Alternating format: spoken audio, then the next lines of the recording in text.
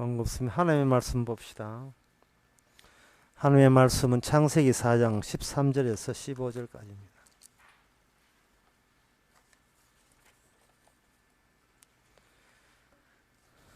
제가 읽습니다. 가인이 여호와께 고하되 내 죄벌이 너무 중하여 견딜 수 없나이다.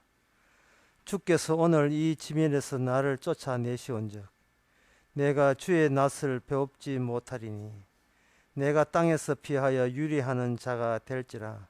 무릇 나를 만나는 자가 나를 죽이겠나이다. 여호와께서 그에게 이르시되 그렇지 않다.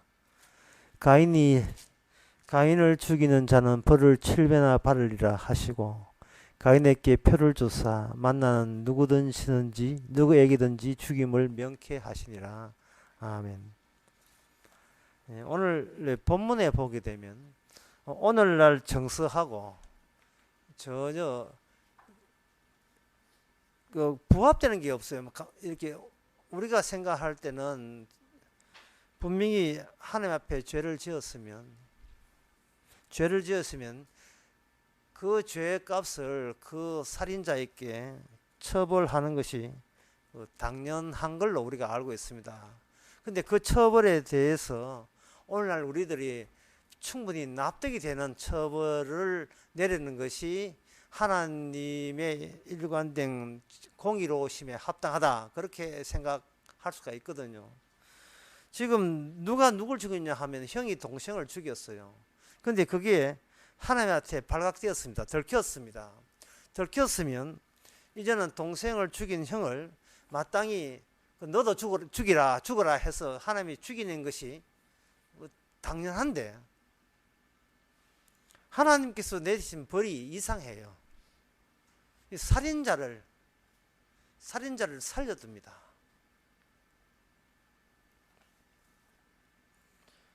길에 가다가 오물을 묻었다. 그럼 오늘 묻었으면 그 오물을 묻은 채도 온 방 안에 다 덮어버리면 온 천지에 냄새가 나잖아요. 그것처럼 하나님께서는 가인을 죽이는 것이 목적이 아니고 가인을 번식시키는 게 목적이에요. 이것이 뭐냐? 죄를 번식시키는 겁니다. 그게 처벌입니다. 그게 처벌이에요. 가인을 계속 번식시킴으로 말미암아 아벨이 죽고 난 뒤에 이 땅에 유일하게 인간을 대표하고 인간을 대변할 수 있는 사람은 아담도 아니고 하와도 아니고 이 가인입니다. 그건 무슨 말이냐 하면 아담도 있고 하와도 있고 이렇게 그 가인 말고 다른 사람이 있더라도 하나님께서 계획 잡아놓은 그것과 연계되어 있는 유일한 사람은 가인입니다.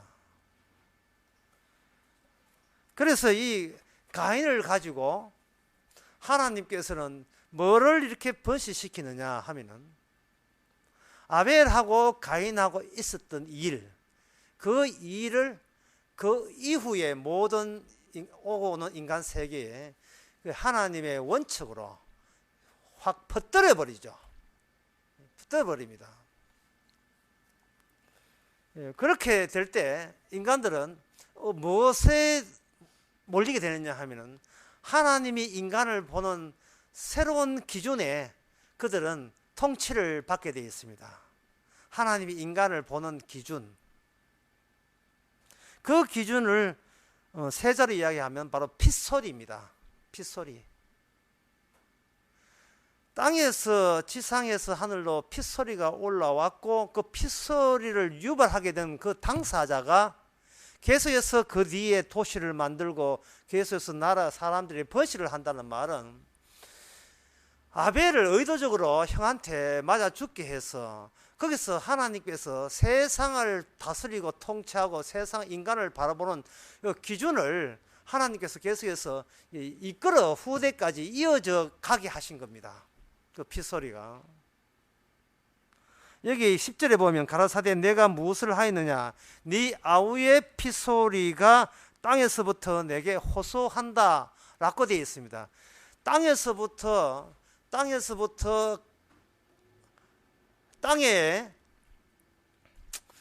땅에 누가 있냐? 가인이 있고, 가인이 계속 있어줘야 가인 같은 그 생리, 속성, 인간의 성격, 성질 이렇게 있어줘야 뭐가 계속 피어오르냐 하면은 바로 아벨의 핏소리가 지속적으로 반복해서 계속해서 하늘로 하나님께 올라오게 되었습니다.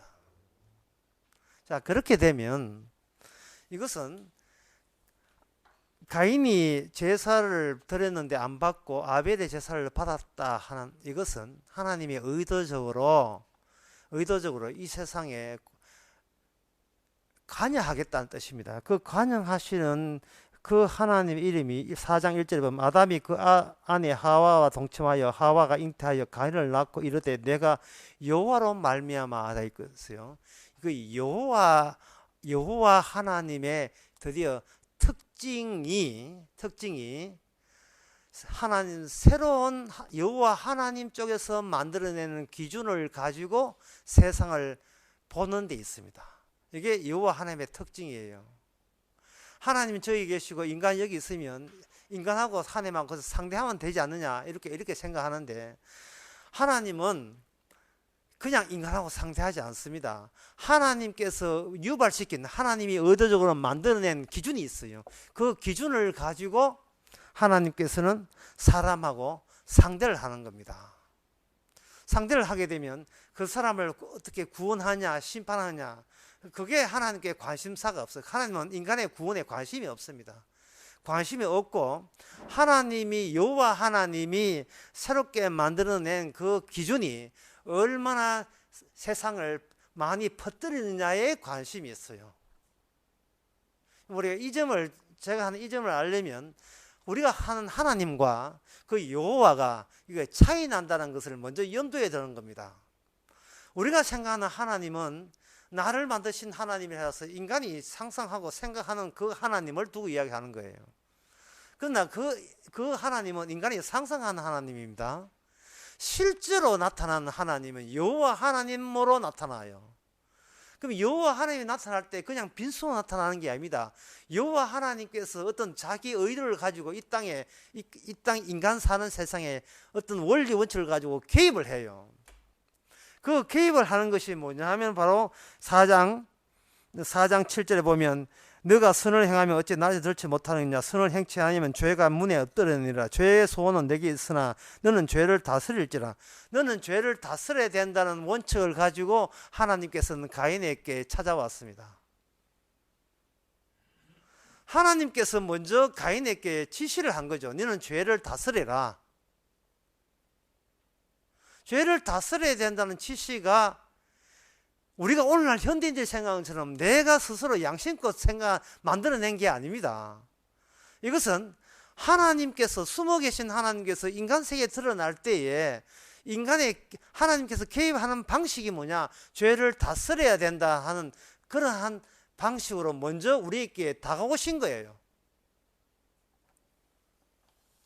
죄를 다스리는 결과가 뭐냐 하면 아벨이 죽은 겁니다. 근데 아벨이 죽었다고 우리는 아벨이 죽었다 참 안됐다 이래 생각하지 마시고 항상 우리의 관점은 하나님께서 아벨을 죽임으로써 이 땅에 어떤 기준 어떤 원칙을 조성하느냐에 우리가 초점이 있어야 돼요.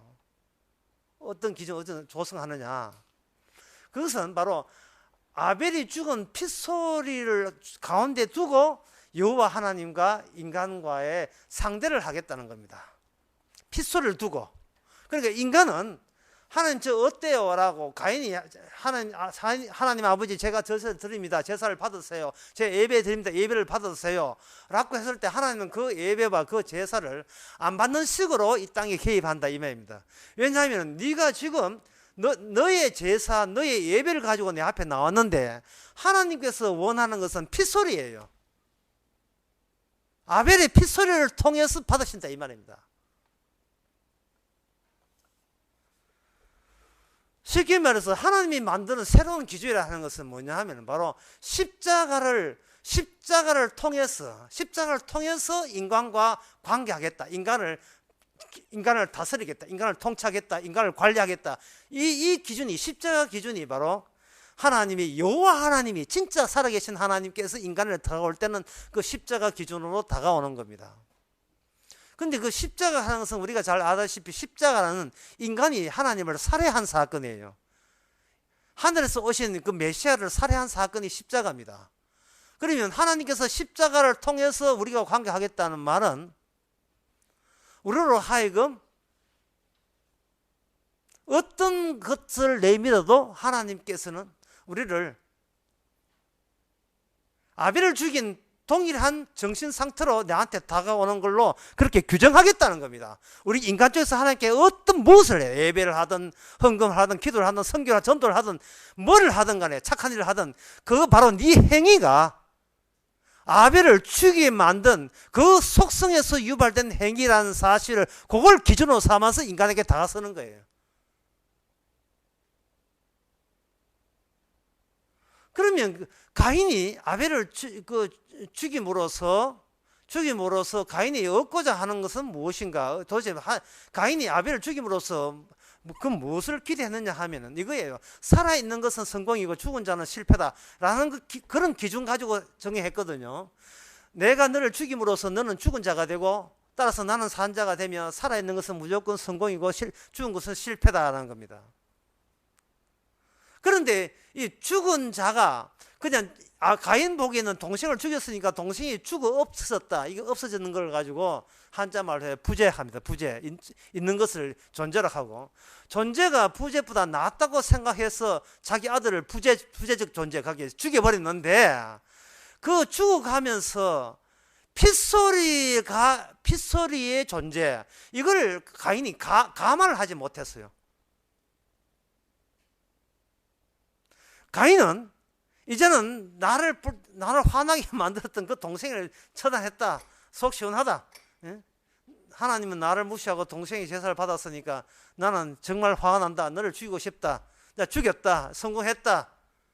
이 세상에 나만 존재하고 동생은 없다. 속이 시원하다. 라고 했는데 자기가 동생을 살해함으로써 생산된 게 있어요. 만들어진 게 있는데 그게 뭐냐? 아벨의 핏소리였습니다. 그 핏소리가 하나님께서 정작 여호와 하나님께서 인간 세계를 다스리는 새로운 환경, 새로운 기준으로 얻고자 하는 그것이 바로 아벨의 핏소리였습니다.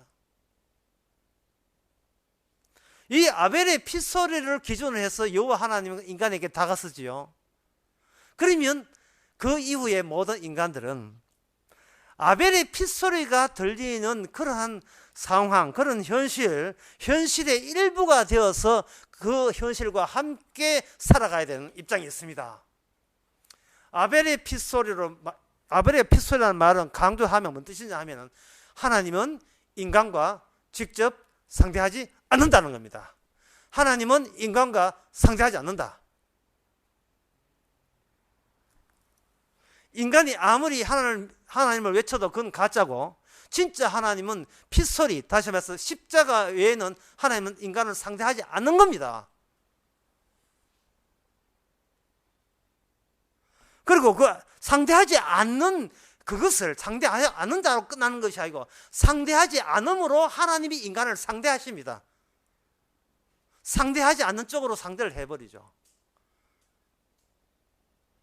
제가 요새는 눈이 잘 안 왔는데 제가 어릴 때 그 동네 눈이 많이 오거든요. 그 눈사람 만들 때 이게 그 대성 국민학교가 그때는 초등학교 없었어요. 국민학교밖에 없으니까 대성 국민학교가 가지고 이제 그 넓은 운동장에가 눈 오면 그때 눈을 굴립니다. 처음에 눈을 좀 만들어요. 탁탁 쳐요. 눈송이처럼 만들어 가지고 이걸 온 운동장 전체를 다 도안넘기면 나중에 움직이질 못해요. 뚝뚝 겹겹이 눈이 이렇게 두껍게 눈 조각들이 이렇게 계속해서 뭉쳐서 계속 굴러가고 있는 겁니다. 하나님께서는 가인으로 하여금 아벨의 핏소리라는 새로운 상황에 가인을 집어넣어 버려요. 그리고 가인을 이 지상에다가 굴려버립니다. 눈사람처럼. 지상에 굴려버리면 가인과 아벨이 있었던 그 하나님의 개입으로 이루어진 그 사건이 눈송이가 점점 불어나는 것과 똑같은 원리여서 온 천지에 가인과 아벨의 사건이 되풀이 반복으로 계속 온 땅에 퍼지는 거예요. 그리고 이것은 결코 가인의 잘못이 아닙니다. 잘못이라고 한다면 그건 하나님이, 여호와 하나님이 구태여 하늘에 계시지 않고 이 지상에 개입한 것이 이게 탈이 된 거예요. 자, 개입을 할 때 어떻게 개입했는지 다시 한번 내가 말씀드리겠습니다. 창세기 4장 7절에서 하나님께서 가인에게 개입하기 이렇게 개입했습니다. 죄가 문에 엎드려 있으니까 너는 그 죄의 소원이 너게 있으니, 죄는 너를 지금 물렸고 덮치려고 하고 있으니 너는 그 죄를 다스릴지니라 라고 했고, 이건 하나님의 개입입니다. 멀쩡한데 가인이 동생 죽일 리는 없고, 하나님께서 죄를 동원시켜 가지고 죄 해가 가인의 앞에 놓고 가인으로 하여금 죄와 가인을 만나도록 그렇게 마주치도록 조치를 하고, 누가요? 여호와 하나님이 죄와 인간을 가인과 맞추게 하고, 가인에게 뭘 요구하냐면 죄가 너를 지금 덮치고 죄가 너를 덮치려 하는데 너는 죄를 도리어 죄에 덮치지 말고 오히려 죄를 다스려야 돼 라는 그러한 숙제를 가인에게 제공을 했어요. 누가요? 여호와 하나님이 그렇게 했다니까요. 하나님이 왜 그렇게 하느냐? 하나님이 왜 그렇게 하느냐 하면 오직 핏소리만으로 인간을, 그 이후의 인간들을 다스리기 위해서, 아벨의 핏소리만으로 기준으로 삼아서 인간을 관리하기 위해서 그렇게 하나님께서 개입하신 거예요.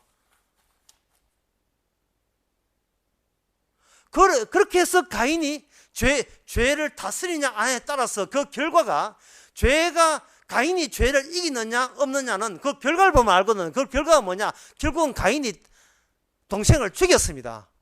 그러면 누가 누굴 이긴 게 되냐 하면은 죄가 가인을 이긴 셈이 돼요. 문제는 이게 가인의 개인적 원칙으로 끝내지 않는다는 겁니다. 여호와 하나님께서 이게 아이고 그래 네가 그렇게 성질 더럽구나, 하지만 네 죽고 난 뒤에 다른 사람은 정신, 네 하는 거 보고 정신 차리고 이제 바르게 살겠지, 이렇게 기대한 게 아니고 그 가인을 죽이지 않고 그 가인을 살려내야 되는 겁니다.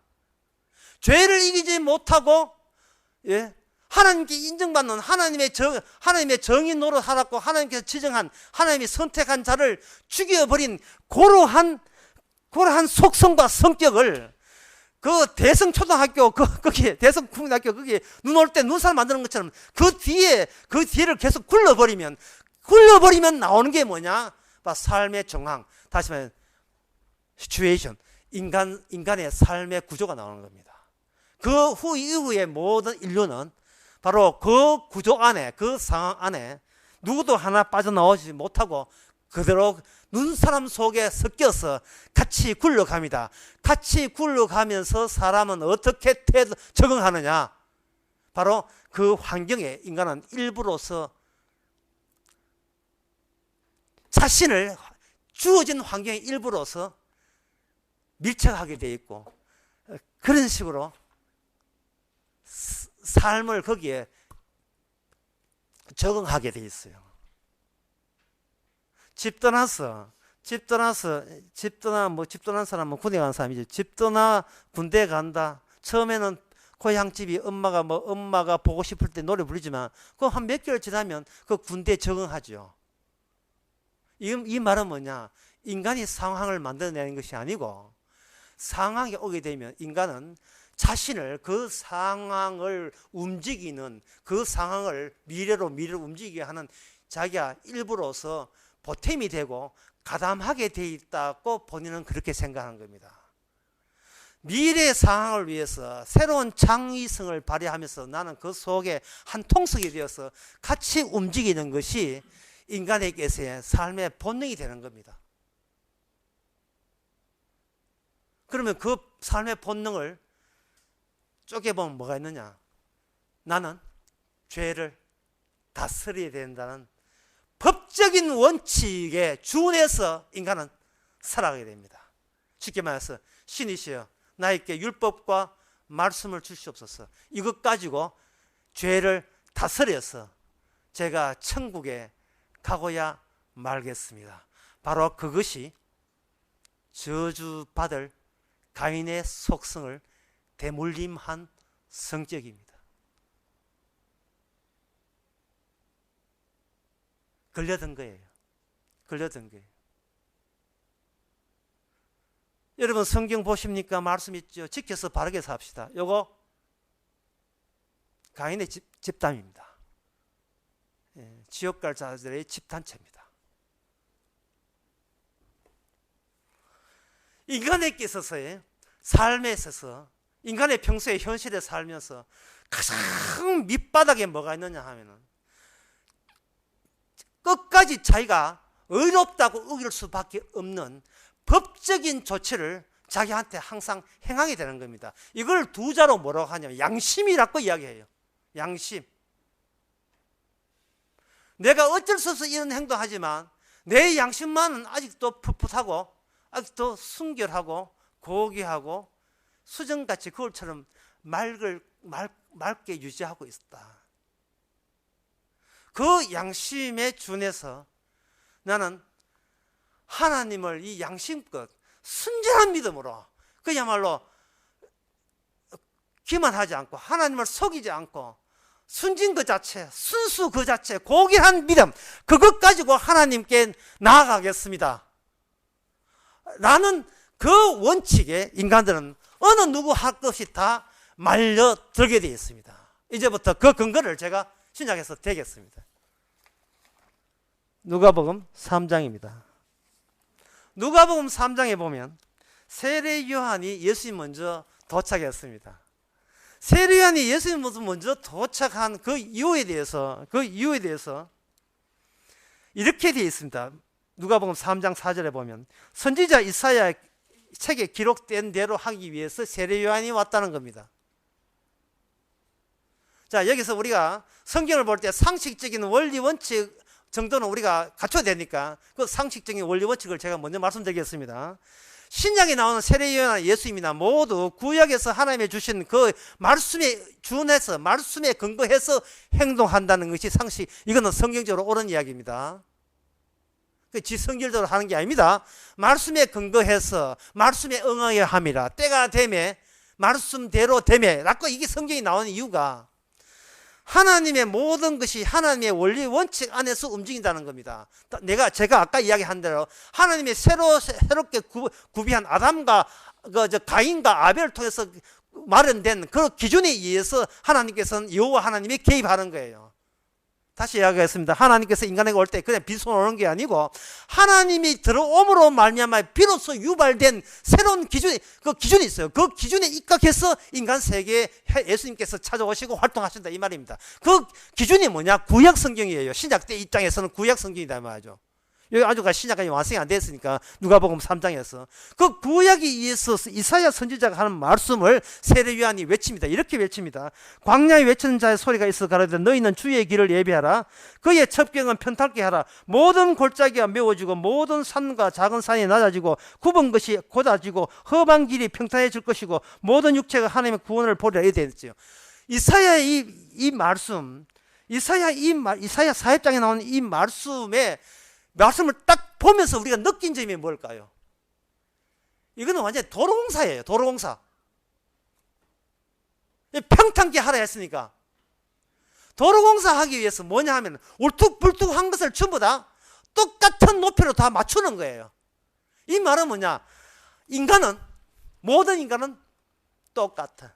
너희들 보기에는 도토리 너희들 보기에는 뭔가 대단한 것 같지만 거기는 너희들의 기준이 개입됐다. 그럼 너희들 기준이 개입된 거냐 뭐냐 하면 바로 이 세례 요한이 누구를 이어서 사느냐 하면 그 당시에 바로 바리새인과 사두개인과 유대인들이 지배하는 서기관들이 지배하는 그 유대 나라의 이야기를 해요. 그러면 유대 나라 바리새인과 사두개인들은 그 유대 나라를 어떤 차원에서 통치했느냐 하면은 하나님의 말씀대로 법대로 잘 지키는 사람은 우수한 백성이 되고 법대로 못 지키는 사람은 지옥 갈 저급한 백성이 되는 겁니다.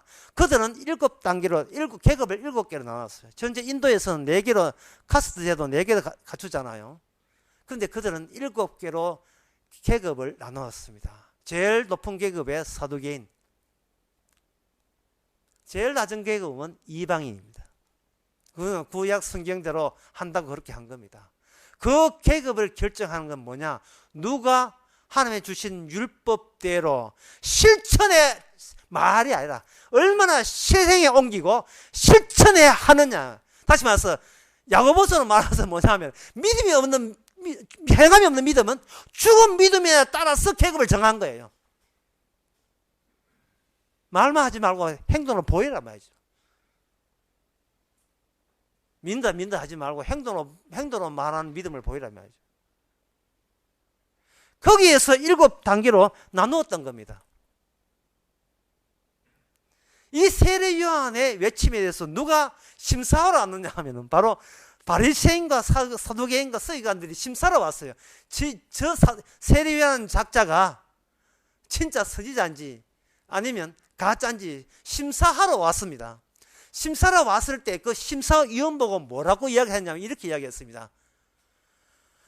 독사의 자식들아, 너에게 임할 진노를 피하려고 의도적으로 내한테 왔느냐? 너희들이 구원을 받아.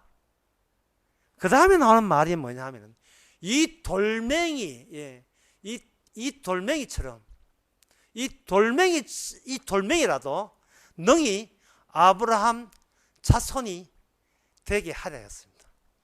이 돌멩이라도. 쉽게 말해서 바리새인과 사두개인들아, 네가 자진해서 짱돌 돌멩이 될 의향이 있느냐고 묻는 거예요.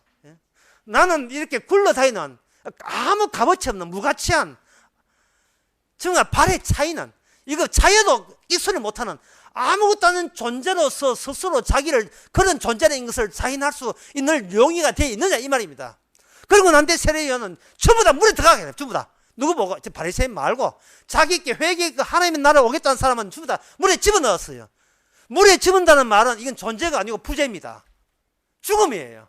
다시 말해서 살아있는 것이 성공이고 죽은 것이 실패가 아니고 이걸 뒤집는 거예요. 죽은 자가 성공이고 산 자가 실패로 보는 겁니다.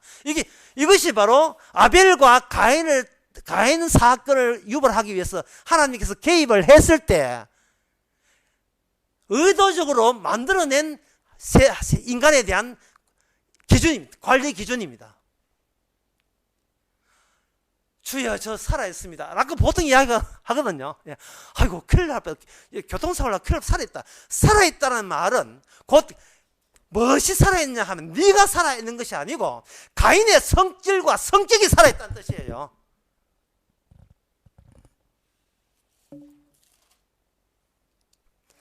이게 성경 중에서 제일 어려운 대목 중에 하나가 바로 15절에 나옵니다. 4장 15절. 여호와께서 그에게 이르시되 창세기 4장 15절 여호와께서 그에게 이르시되 그렇지 않다. 가인을 죽이는 자는 벌을 7배나 받으리라 하시고 가인에게 표를 주사 만나는 누구든지 죽임을 명쾌하시니라 할 때 이 대목이 성경의 어려운 대목 중에 하나에 포함되어 있습니다. 이 대목의 뜻은 간단합니다. 이렇습니다. 가인은 없고 죽은 아벨과 살아있는 가인과의 관계만 계속 후대에 남기겠다는 겁니다. 그게 표예요. 표.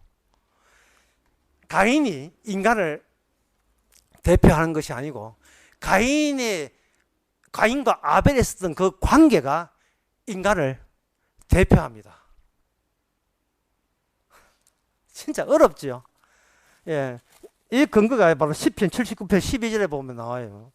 뭐냐 하면은 여기 79편 12절에 보면 주여 우리 이웃을 죽게 해방한 그 해방을 저희 품에 7배나 갚으소서. 7배나 갚으소라는 말이 있거든요. 여기 가인을 해치는 자는 7배나 갚겠다는 말은 가인은 장차 오실 예수님의 표상으로서 미리 당겨서 이 땅에 오신 사람이에요. 여호와와 가인 사이에 가인의 관계에 뭐가 있느냐? 예수 그리스도 그 안에 투입되어 있는 겁니다. 제가 이래 설명한다고 이해될 문제가 있기 때문에 제가 쉬운 예를 들겠습니다. 오늘 낮에 이세돌이하고 그 컴퓨터 예, 컴퓨터하고 바둑을 떴거든요. 누가 이기느냐 하면 그 컴퓨터가 이겼어요. 120대의 그 중앙처리되어 있는 컴퓨터가 이겼단 말이죠. 이겼을 때 이긴 자가 누구냐 하는 겁니다. 이긴 자가 없어요. 왜냐하면 이겼다가 좋다고 외치는 사람이 아무도 없어요. 진 사람은 있는데, 이세라는 그 바둑은 진 사람은 대쳤다 짓는데 이긴 인격체가 없어요. 뭐가 있느냐? 관계입니다. 관계. 그동안 이 땅에서 유명한 많은 프로 기사들이 뚜었던 그 바둑 뚜었던 그 바둑의 정보, 그 관계.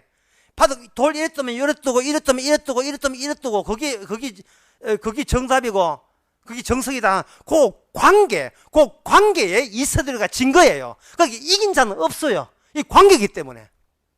따라서 쉽게 말해서 가인과 아벨 이후에 이 땅에 인간은 없습니다. 오직 관계밖에 없어요. 어떤 관계?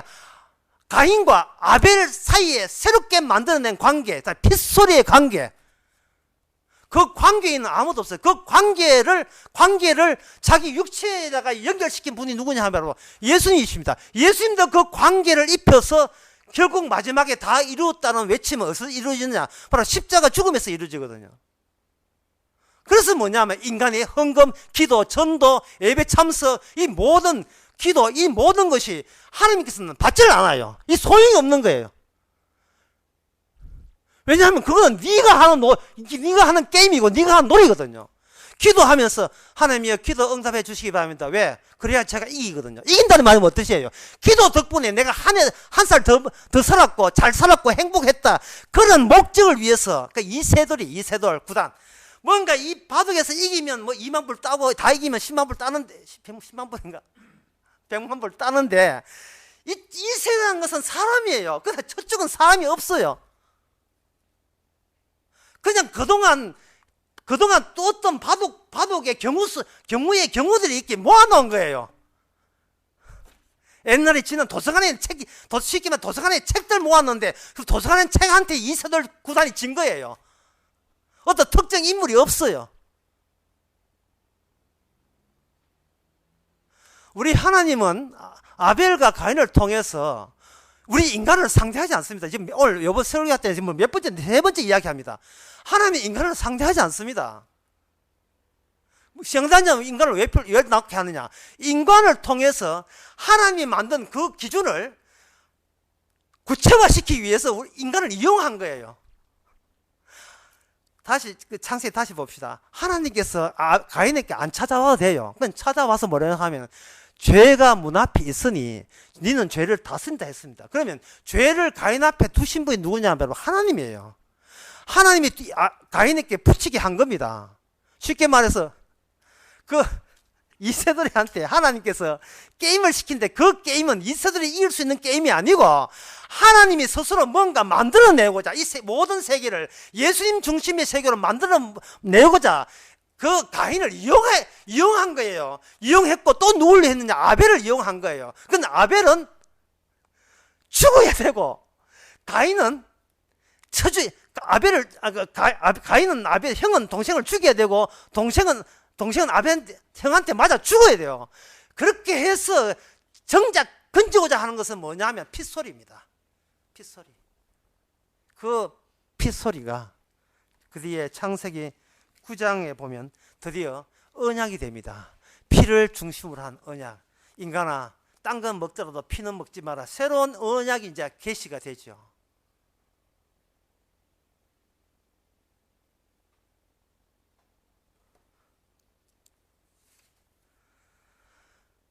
사람은 가인의 눈송이를 이렇게 하게 되면 계속해서 인간들은 뭘 하느냐 하면 살아있는 게 성공인데 살아있는 게 성공이거든. 죽은 자는 실패고 어쨌든 살아남은 성공인데 이 성공을 어디까지 이어가느냐?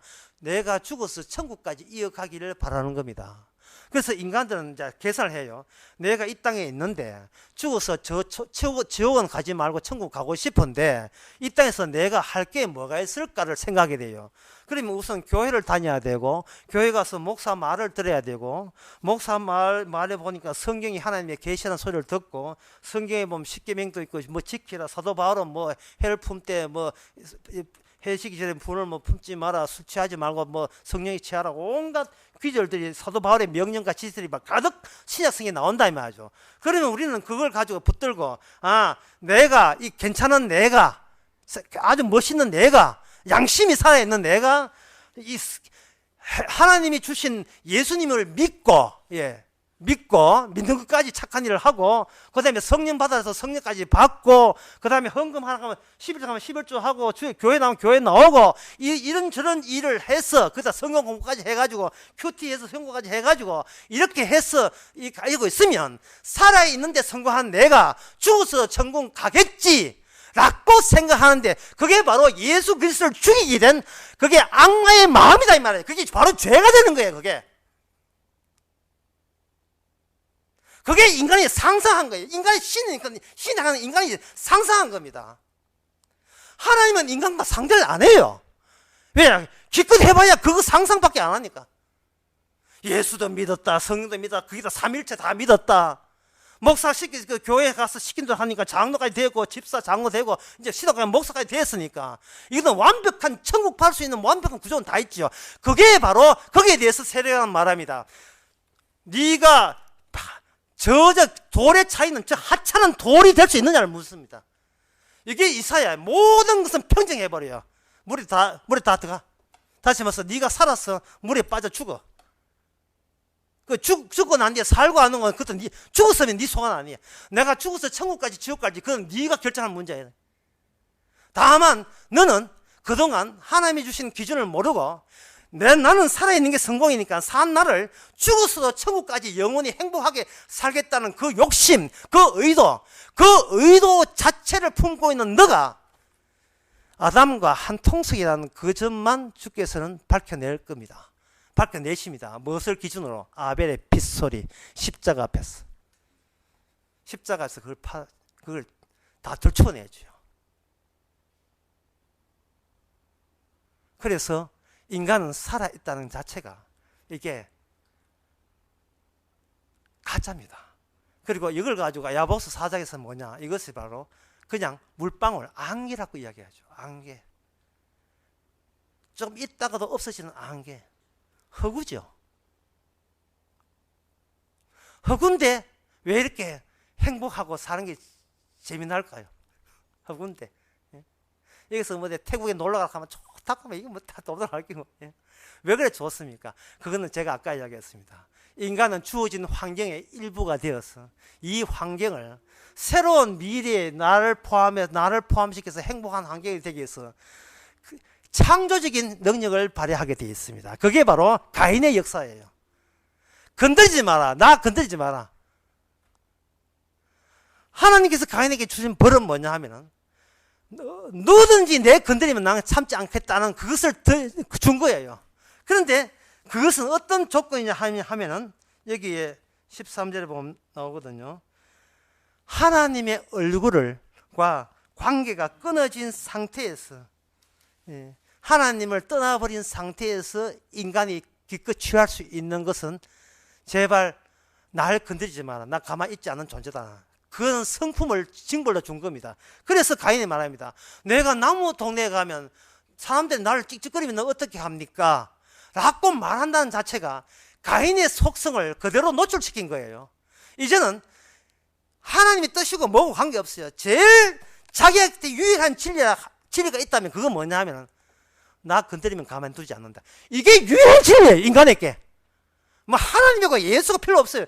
건드리지 마라. 나 가만히 있지 않는다는 겁니다. 그러한 덩어리, 그 눈덩이를 주께서는 의도적으로 하나님께 계속 온 천하에 전부 다 확대시키고 확산시켜버립니다. 그거는 어떤 인간도 자기 힘으로 구원될 수 없고 천국 갈 수 없다는 걸 분명히 보여주기 위해서 그들이 가는 곳마다 교회 생기고 가는 곳마다 기독교 만들고 무슨 짓을 해도 그거는 천국 관계 없습니다. 교회를 만들어도 거기는 자기 교회고, 교단을 만들어도 그건 자기 위주의 교단이고, 가정의 행복을 해도 결혼을 해도 이거는 내 가정 건드리면 가만두지 않겠다는 가인의 속성을 유감없이 발휘하는 하나의 죄와 죄 덩어리에, 죄를 이렇게 눈 사람은 죄 덩어리 그냥 눈 굴리는 거예요. 그저 사회 나면 니만 잘났나 나도 잘났다, 그 위에는 없어요. 만인 대 만인의 투쟁이라는 홉스의 말 것처럼 모든 인간은 적이고 나를 도와줄 경우에만 동지고, 그 동지가 언제 적으로 바뀌는 모르고, 이 가인의 문화에서는 내 빼놓고 다 적이 되는, 그게 막 창세기 2, 3장에 보면 그게 시로, 자기에 대한 시로 나오지 않습니까? 하나님께서 눈 구덩이 돌리는 겁니다. 그리고 그들이 다 흑우며 안개와 같은 존재인데, 그렇게 하시는 이유는 뭐냐?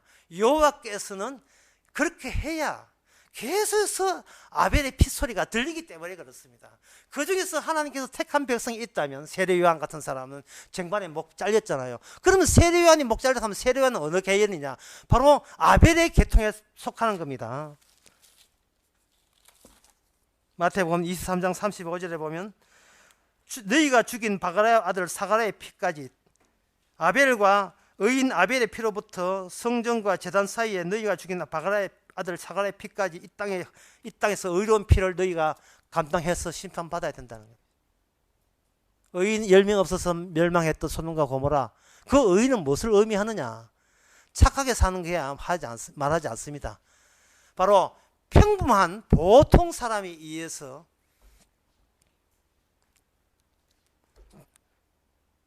다른 기준, 주님의 십자가 기준, 복음의 기준 때문에 억울하게 밉상받는 자들의 고난, 죽음, 순교, 그게 바로 의인이에요. 왜냐하면 그들 안에 예수 그리스도의 십자가가 담겨있기 때문에 그렇습니다. 그래서 오늘 이제 본문을 마치겠습니다. 이 설교를 마치겠습니다. 이 설교를 쭉 보면서 굉장히 기분이 가벼워지지요. 왜? 내가 없으니까. 내가 내 주인이 아니니까, 주인공이 아니니까. 그냥 하나님 앞에 이용당하는 즐거움이 있어야 됩니다. 하나님께서 자기의 뜻을 위해서 우리가 이용할 때 마음껏 이용당하도록 주 앞에 내놓으면 돼요. 다만 우리가 외칠 것은 세례요한처럼 이 세상에 어떤 잘난 자도 없고 모두 다 못난 자밖에 없다는 그 가인의 자수라는 그 사실. 어떤 인간도. 그러면 천국은 누가 가느냐? 그 못난 자 중에서 주께서 특별히 택한 자만, 영생 주기로 작정된 자만 아벨의 길을 가도록 그렇게 한 거예요. 쉽게 말해서 아벨이 제사 잘 돼서 구원 받는 게 아닙니다. 아벨도 죄인이에요. 하지만 장차 오실 예수님의 십자가 때문에 구원 받는 것처럼 우리도 마찬가지예요. 우리도 또 마찬가지예요. 십자가 피 없이는, 우리는 이 십자가의 용서 없이는 구원 받지 못합니다. 다만 그동안 우리는 뭘 사느냐? 건드리게 해봐라, 가만두지 않겠다. 이런 가인의 속성을 태어날 때부터 줄곧 이어져 오면서 그게 진리고, 나에 대한 진리고, 오직 그것밖에 모르고 그걸 사수하기 위해서 우리가 오늘도 살아가고 있습니다. 건드리게 해봐라, 가만두지 않는다. 벌을 7배나 내릴 것이다. 이건 우리가 입에서 쉽게 나온 이야기예요. 이 보복운전 그런 게 있잖아요. 그런데 하나님께서는 의도적으로 그걸 이용하셔가지고 그 속에서 잘한다 할 건 없지만, 그래 네가 그 성질로 살아, 그래 살아, 그렇게 막 살아, 막 살아. 하지만 그 속에서 너는 이 땅에 없는 죽으신 분의 승리를 네가 보게 될 것이다. 십자가, 사람에게 죽어서 십자가 달린 그분, 죽었다가 살만에 부활하신 주님께서 바로 이런 식으로 인간 세상을 관리했다는 사실을 비로소 우리가 알게 될 때 예수님과 그 관계가 연결된 바로 아벨의 계통에 있는 성도인 것입니다. 기도하겠습니다. 하나님 아버지, 주께서 하신 일 다 우리 인간을 위함이 아니고 하나님 자신을 위한 일인 것을 우리는 그걸 알지 못했고, 나 자신을 위해서 행복하면 그게 전부로 알았습니다. 이제는 주께서 하신 그 계획과 기준을 위해서 우리가 동원된 것을 섭섭하게 여기지 말고 도리어 감격스럽게 여기게 하옵소서. 예수님의 이름으로 기도합나이다. 아멘. 창세기, 찬송